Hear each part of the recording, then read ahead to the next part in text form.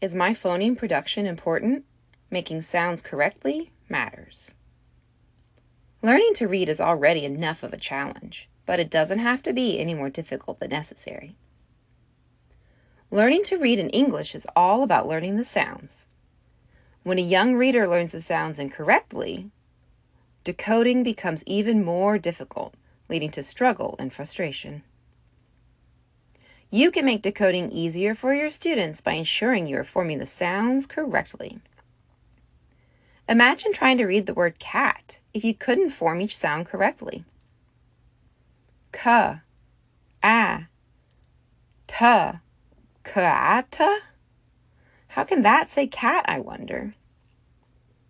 K, a, t, cat. Now that makes sense.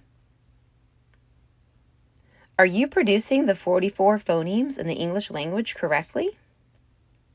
Take a phoneme inventory today. Visit www.leadchanges.com to learn more.